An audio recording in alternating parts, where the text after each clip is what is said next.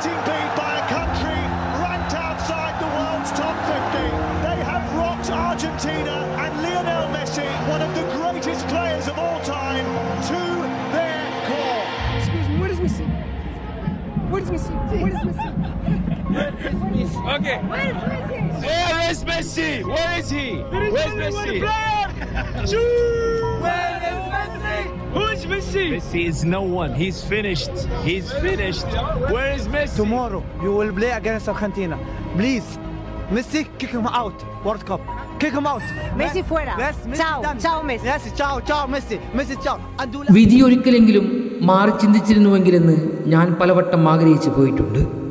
അയാളുടെ കഥയും ചരിത്രവും ഒന്ന് മാറ്റി എഴുതപ്പെടുന്നതിനായി.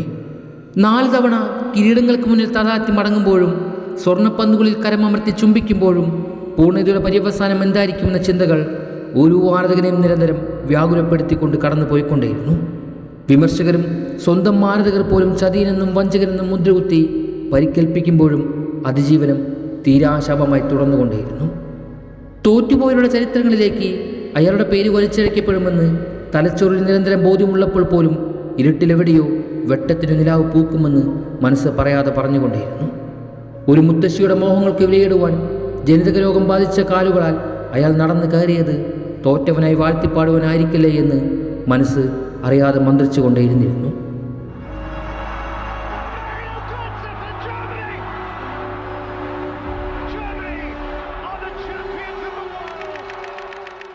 ഫുട്ബോളിലെ സർവ്വ നിയമങ്ങളെയും തിരുത്തിയ റൊസാരിയോയുടെ പയ്യനുമേൽ കിരീടങ്ങളുടെ ശാപപ്പെരുമഴപ്പെയ്ത്തിൽ മുൾക്കിരീടം ചൂടിച്ചുകൊണ്ടവർ തെരുവിലേക്ക് വലിച്ചഴച്ചു. ചാട്ടവാർ കൊണ്ടടിച്ചും കൈകളിൽ ആണിയടിച്ചും വിരോധികളാൽ അവൻ ആക്രമിക്കപ്പെട്ടുകൊണ്ടേയിരുന്നു. എങ്കിലും പര്യവസാനത്തിൽ മിശിഹ എന്ന പോൽ അയാൾ സർവ്വസീമകൾക്ക് മുകളിൽ ഉയർത്തിന്നിട്ട് നിൽക്കുന്നവനായി കാണപ്പെടുമെന്ന് ഒരു കരുതലുണ്ടായിരുന്നു. പക്ഷേ നീതിയുടെ കവാടം അയാൾക്കായി ഒരിക്കൽ പോലും തുറന്നിരുന്നില്ല എന്നതായിരുന്നു യാഥാർത്ഥ്യം.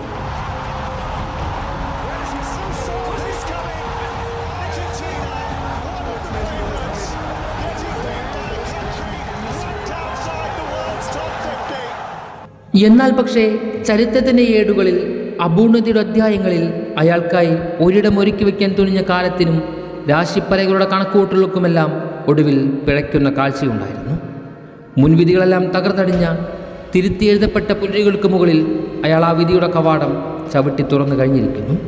റിയോ ഡി ജനീരോയുടെ അവസാന രാത്രിയിൽ തന്നെ സംശയിച്ച ലോകത്തിന് മുന്നിൽ ശാപപ്പെരുമഴയ്ക്ക് എറുതി വരുത്തിക്കൊണ്ട് അയാൾ അന്നാദ്യമായി ആ കിരീടത്തിലൊന്നിലേക്ക് കൈകളമർത്തി. വിരോധികളും വിരോപാസം വിളമ്പിയവരും വിമർശകർ പോലും അതിലറിയാതെ അലിഞ്ഞു ചേരുന്നുണ്ടായിരുന്നു. നേറിയ മനസ്സുകളുടെ നൊമ്പരങ്ങൾ കരുതി വരുത്തിക്കൊണ്ട് അയാൾ ആ കോപ്പയിൽ ഉദിച്ചു നിൽക്കുന്നത് കാണാം.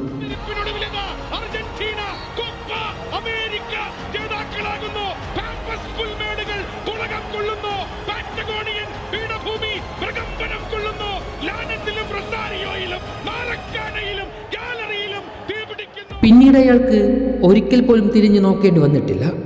ആഴിയും മാഴക്കടലും താണ്ടി അയാൾ ഖത്തറിലെ സ്വർഗീയതയുടെ ദിനത്തിൽ ലോകകിരീടം അണിയും വരെ. റൊസാരിയോയുടെ തെരുവിൽ നിന്നും ആരംഭിച്ച യാത്രയുടെ ഒരു മുത്തശ്ശിയുടെ സ്വപ്നത്തിൻ്റെ പര്യവസാനം നൈപുണ്യത്തോടെ അന്ന് പൂത്തുലയുന്നുണ്ടായിരുന്നു. അയാൾ കണ്ണു നിറച്ചപ്പോഴെല്ലാം എൻ്റെ ഹൃദയം ഉരുകിത്തീർന്ന നിമിഷങ്ങളുണ്ട് എനിക്ക് പറയാൻ. എന്നാൽ അന്ന് ഞാൻ ആ അനശ്വരതയിൽ പ്രാപിച്ചു നിന്നു. അയാളുടെ സന്തോഷത്തിലേക്ക് പ്രണയമഴയെന്നോണം ഞാനും അയാൾക്ക് മുന്നിൽ ഹൃദയം വിറ്റവരും വർഷം കണക്കെ പെയ്തിറങ്ങി. അന്നേരം തങ്ങളുടെ ഏറ്റവും പ്രിയപ്പെട്ടവനെ കാണുവാൻ മാലാകമാർ പോലും മേഘത്തിലിറങ്ങി വരികയായിരുന്നില്ലേ? അഭിമാനത്താലും പ്രണയത്താലും ആനന്ദത്താലും കുതിർന്ന നെഞ്ചുമായി ലോകം അയാളുടെ പൂർണ്ണതയെ ആലിംഗനം ചെയ്യുകയായിരുന്നില്ലേ? അതെ, മഹാരഥന്മാർക്കിടയിൽ നിന്നും അയാൾ അന്നാദ്യമായി വിശുദ്ധിയുടെ സമ്മാനം ഏറ്റുവാങ്ങുന്നുണ്ട്. ഇക്കഴിഞ്ഞ കാൽപ്പന്ത് നൂറ്റാണ്ടിൽ അയാളെക്കാളേറെ മികച്ചവർ ഉണ്ടായിരുന്നിരിക്കാം. പക്ഷേ അയാളെക്കാൾ അധികം ആ കാൽപന്ത് ആരെയും സ്നേഹിച്ചു കാണില്ല. വർഷങ്ങളുടെ തേരിലേറി അയാൾ പിന്നീടും മുന്നോട്ട് സഞ്ചരിച്ചു കൊണ്ടേയിരുന്നു. വാർദ്ധക്യത്തെ പുറകിലാക്കി മൈതാനങ്ങളിൽ ഇടങ്കാലിനാൽ അവിശ്വസനീയത വിരിയിച്ചു കൊണ്ടേയിരുന്നു. എത്ര മഹാരഥന്മാരുടെ ഫുട്ബോൾ നമ്മൾ കണ്ടിട്ടുണ്ട്. പക്ഷേ കളിക്കാരനെ തൊടുന്ന കാഴ്ച, കളിക്കാരന് മുന്നിൽ കാതരമായി കീഴടങ്ങുന്ന കാഴ്ച ഞാൻ മറ്റൊരാളിലും കണ്ടിട്ടില്ല. മൃദുവായി തലോടി ഭൗതിക ശാസ്ത്രങ്ങളെപ്പോലും നിരന്തരമെന്നോണം വെല്ലുവിളിക്കുന്ന ശരീരചലനങ്ങൾ അയാളിലല്ലാതെ മറ്റാരിലും പ്രകടമായിട്ടുമില്ല. ഓരോ ആരാധകരുടെയും ശരീരത്തിൽ ഋതം പോലെ പടർന്നു കയറുവാൻ മറ്റാർക്കും സാധിച്ചിട്ടുമില്ല. ഒടുക്കം ഇന്റർ മിയാമിയിൽ തീർത്ത നാച്ചുറൽ ആർട്ടിസ്റ്റ് ലിയോ നിമിഷം വരെ.